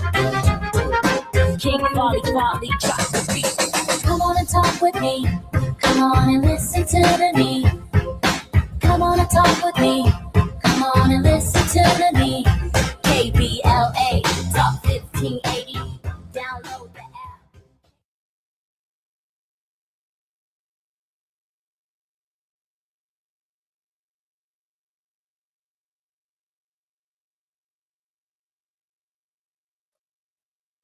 You're listening to the Jesse Jackson Jr. Show on KBLA Talk 1580. And today we are so very excited to have the women of the Jesse Jackson. They're all assembled together. Our regular contributors, Terry Hoard Owens from the Faith Not to Fall on Mondays. This is her normal segment. And Liz King from Lighting It Up. She's on with us every first and third Tuesday. And of course, Barbara Arnwine, who is with us in the second hour on Tuesdays on the Grind with Barbara Arnwine. And certainly that is where we have been. I want to pick up the conversation. And, while we were on closing the previous segment, I thought about how important it is in a patriarchal society that men are courageous and creative enough to know where their bread is buttered, to respect the women who have been in their lives and to have provided the opportunities where women didn't take it for themselves, because we know that we can do that, but have offered. There are certainly, Terry, you brought up John Lewis. And certainly there have been men, Reverend Jesse Jackson, who have been pivotal in pushing women out into the forefront. And there have been so many, and I'm not going to miss Jesus in that conversation either. So I do want to, give that thanks to men who have allowed the women to be the backbone, but also to be right out in front, as clear as the nose on your face. I'm going to leave that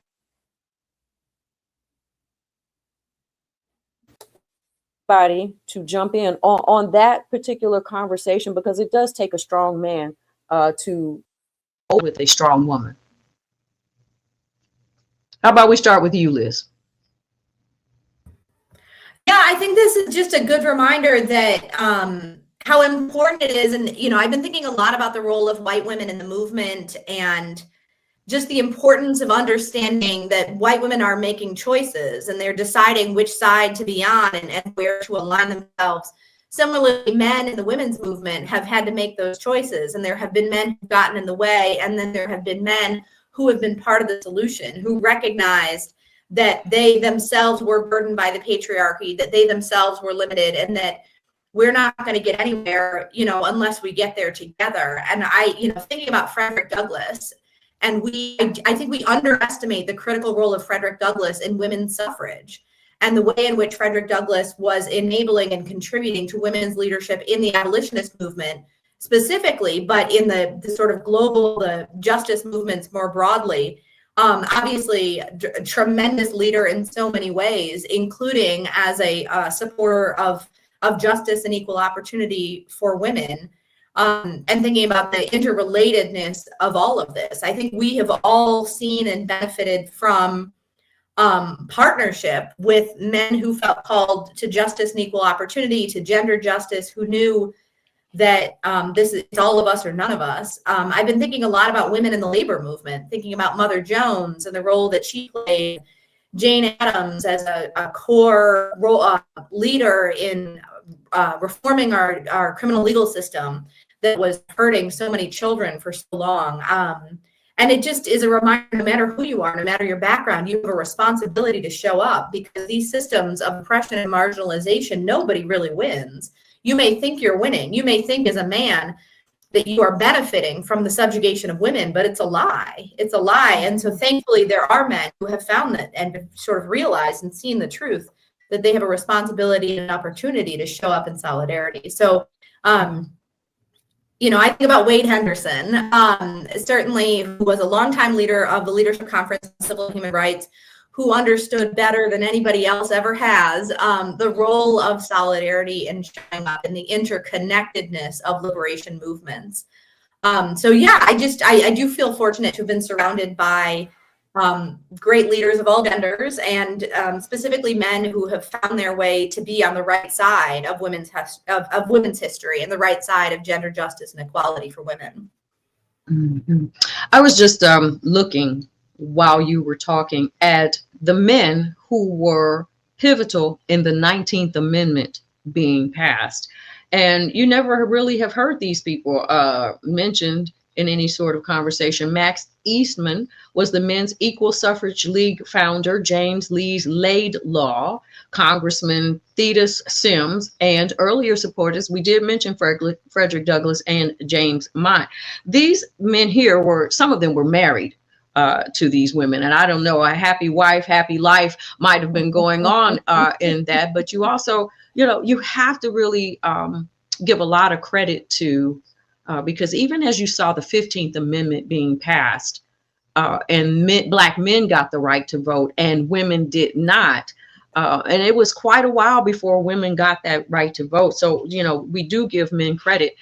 But as we move along here and we think about where it is that we still need to go, and whether it is, in the justice, in the legal system, justice and reform in the church, Terry, tell me a little bit about what you're seeing and the role of women as it's changing and morphing within the church. Well, you know, I'm only the second woman to lead my mainline denomination, and my predecessor was the first woman to lead any mainline denomination. And to date, there have still not been any women to lead the historically Black denominations. There have been women. I believe Bishop Vashti McKenzie was president of the College of Bishops in the AME Church. There have been women who have been president of the College of Bishops, but never a presiding or senior bishop. So we still have a long way to go in the church. We have denominations that are ordaining, but there's still a move to make sure that we get women who are being received as pastors, right, and pulpits and leaders of other kinds of organizations. And the reality that women just lead differently, and understanding who you are, your organizational skills, your relationship protocols are different, but we still have a long way to go. I think I've had a harder time in the Black church, quite honestly. And there are still, depending upon where you go in different denominations, there is more or less reception of Black women, and even in ministerial leadership. And sometimes those particular constructs have been handed down to men who are young enough to be my son, right? So it's a concern, and we're making progress, but my own ministry kind of parallels a lot of that struggle. We're making strides, but I think communities in color still tend to have larger vestiges of the patriarchy, and I think that's true in Asian and Hispanic communities. Disciples, we're 80% white, 10% Black, 7% or so Hispanic, and 2-3% Asian Pacific Islander. So what I see in my own communities and what women in those communities share is that it's harder still in communities of color that are more reluctant in a church setting to allow women to lead. Let's pick up right there when we come forward. This is the Jesse Jackson Jr. Show, our Women's History Month special, and we will be 3 minutes. We will come forward. This is Gina Towns. I'm your host. While you're stuck in traffic, we can at least bring you up to speed on the news of the day. You're listening to Jesse Jackson Jr. only on KBLA Talk 1580.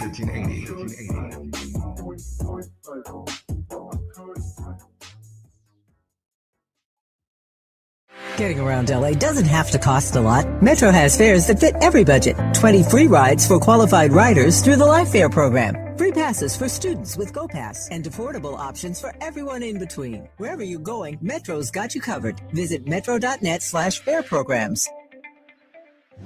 We're at Doolin's on Crenshaw. It's a special place where the neighborhood comes together. Got the fried chicken, the catfish, the candied yams, the mac and cheese. It's all delicious. I'm Isaac Bryan. I represent the Crenshaw District in the California State Legislature, and I'm supporting Tom Steyer for governor of California. California is under attack, and we need a fighter who's going to come in on day one and stand up for California values and push back. That person is Tom Steyer. Tom and I have been fighting together for the better part of a decade. Tom is the only candidate supported by Smart Justice because Tom has stood on the front lines of racial justice, economic justice, and true solidarity. Tom is the real deal. He's the only candidate in the race with a comprehensive plan to make the billionaires and the corporations pay their fair share so we can fund things like universal health care and education. He means what he says, and he does what we need. This is a moment when we've got to fight fire with fire, and I believe that fire is Tom Steyer. Ad paid for by Steyer for Governor 2026. It's game day. Are your moderate to severe Crohn's disease or ulcerative colitis symptoms keeping you from the action? Skyrizi, risankizumab Riza, could help you get back to the game. Skyrizi is proven to help people feel significant symptom relief, achieve remission, and visibly improve damage of the intestinal lining. Skyrizi is a prescription injection medicine for adults. Don't use if allergic to Skyrizi. Serious allergic reactions, increased infections, or lower ability to fight them may occur. Before treatment, get checked for infections and tuberculosis. Tell your doctor about any flu-like symptoms or vaccines. Liver problems leading to hospitalization may occur when treated for Crohn's or ulcerative colitis. Control is everything to me. Ask your doctor about Skyrizi, the #1 prescribed biologic in Crohn's and ulcerative colitis combined. Learn more at skyrizi.com or 1-866-SKYRIZI. Hear that? That's the sound of your life. Perfectly imperfect. Beating in rhythm to the world you've created. But every time you drive after drinking, music gets drowned out. Your life sounds pretty great. Don't let a buzz ruin it. Buzz driving is drunk driving. Don't drive buzzed. A message from NHTSA and the Ad Council. KBLA Talk 1580. We've got a lot to talk about. KBLA Talk 1580, connecting you with services and solutions. These are hard times for housing in America. Too many in our community face barriers to safe housing, behavioral health care, and affirming spaces for healing, particularly those impacted by poverty and stigma or incarceration. Rooted in South LA, Ahmad supports impacted communities through housing, wellness, and leadership development. Ahmad provides culturally responsive, peer-led support from transitional housing and mental health services to leadership development and youth empowerment. They offer safe, affirming houses for youth, transgender women, and formerly incarcerated individuals. Therapy and peer support with a focus on healing trauma in Black communities. HIV prevention and care, free testing, education, and wraparound services for whole person wellness. Standing in the gap with health, housing, and hope. Reach out to Ahmad Institute at 323-569-1610. That's 323-569-1610. Or visit amaad.org. This is a community call to action from KBLA Talk 1580. Small businesses are the heart of America. But you don't have to go it alone. As the nation's largest nonprofit resource of expert business mentoring, SCORE has helped millions of entrepreneurs build their businesses for free. Get the connections, education, and guidance you need with SCORE. We're ready to help. Find a mentor today at score.org. Now back to more of Jesse Jackson Jr. on KBLA Talk 1580. The Jesse Jackson Jr. Show. The Jesse Jackson Jr. Show. The Jesse Jackson Jr. Show. The Jesse Jackson Jr. Show. King Folly, drop the beat. Come on and talk with me. Come on and This listen is to the me. Jesse Jackson Jr. Show. Come on and talk with me. Come on and listen to me. KBLA. They sitting in for Jesse Jackson Jr. Thank you, Jesse, for allowing women to have our day on your show. Thank you, KBLA, for all that you did on this past Friday. KBLA did the whole day and night, and it was a women's takeover, and it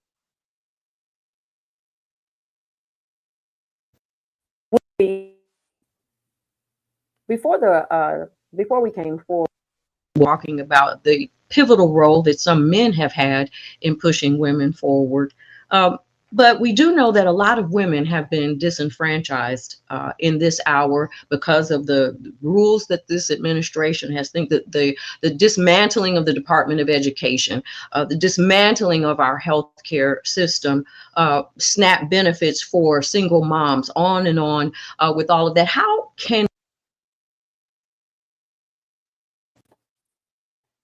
can we as women support one another, Barbara?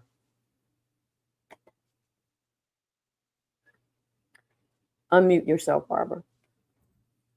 Sorry about that. First of all, we got to understand all our commonality. I mean, one of the sadness of what we're dealing with right now with the SAVE Act attack, those 69 million married women who are going to now become second-class citizens. They're going to have to, if in fact this thing passed, what the vision that they have for women is that we would have to, those of us who are married and have taken our husband's surnames, that we would have to what? We would have to either, because there's no exact match to our necessarily to our identification, to our birth certificates, that we would have to go and personally sign an affidavit that somehow attests that we are who we are, and the men just walk straight by. The husband just walks straight by while the wife is going to be burdened. That's what they envision for us. That's why we're fighting that ugly bill. That's one reason why we're trying to make sure that it never passes. And as long as we have breath, I don't think it will. The other thing, I think that people, so that's all women. It doesn't say based on race. It just says women. But on the other hand, I think we got to stand up for each other. When we see women being affected by ICE, Renee Good, give her credit, that she stood up for other women who weren't like her. She was white. She had privilege, but she said, hell to the no, as long as my sisters who are Latino, who are, African, are being deported, I'm going to stand up for them. And she ended up having to give her life. I mean, that's the kind of spirit women need to have towards each other. Instead of that, spirit of, I'm a white woman, so I'm privileged. Renee points the way. I also think that on, maternal health. I mean, look at it, Black maternal health, the mortality rates are so horrible that we really should be uplifting that. Everybody, every woman should say, no, that's not acceptable to have third world, death rates for Black women in this country. So I just think there's, one of the things that we teach and talk about, because, I work a lot with Dr. Kimberly Crenshaw, is we talk about intersectional failure. And people don't understand that concept, but it's key. You can't understand the 1960s and 70s civil rights movements without understanding intersectional failure. And so Dr. Crenshaw's actually created a play where, in that play, the fictional Barbara Arnwine is engaged in a spiritual conversation with the deceased Dr. Martin Luther King. And we're talking about the current day movement and about what it would have looked like if, in fact, Black women, had been given the status they deserved during those decades of civil rights advocacy, and how that intersectional failure leads to where we are today. And so there's just so much for us to understand, in the same intersectional failure that happened back when the 19th Amendment was passed, with not positioning and making sure that Black women were able to vote. I mean, all these issues. So one of the things that we know, that as we move forward, as organizers, as believers, as fighters, 365 days a year, that we must have that ability to be intersectional, to reach out and bring in our broadcloth, our whole cloth of coverage for all women. Barbara, thank you for that. And I'm going to pivot to Liz, because one thing that I know is very difficult. How do we help women? And I'm going to ask you the same question, and for that word of hope, Terry, before we go. How do we help women choose between being white and being a woman, being Black and being a woman, and look for our commonalities as women together?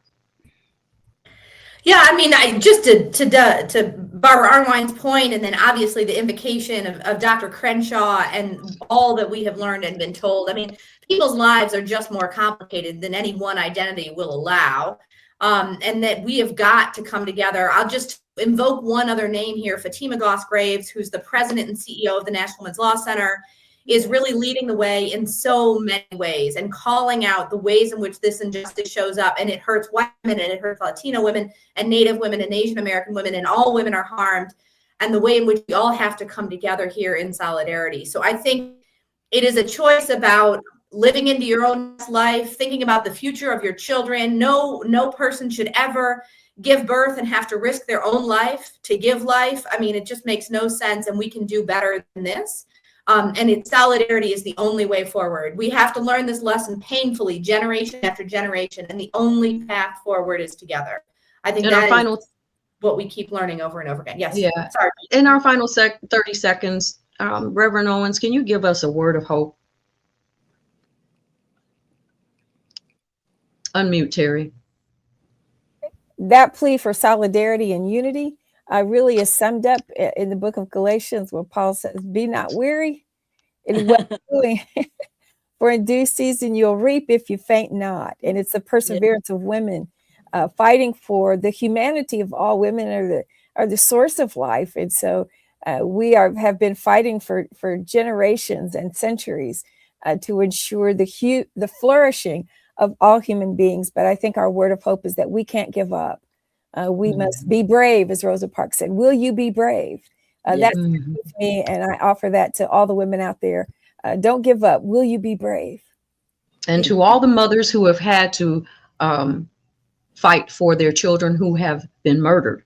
Yes. And who are missing. Yes. We remember you in this moment. Yes. I'm Gina A. Towns. This is the Jesse Jackson Jr. Show. We will see you tomorrow on Tenacious Tuesday, and Jesse will be back with us. This is KBLA Talk 1580 when we come forward. KBLA 1580 Santa Monica.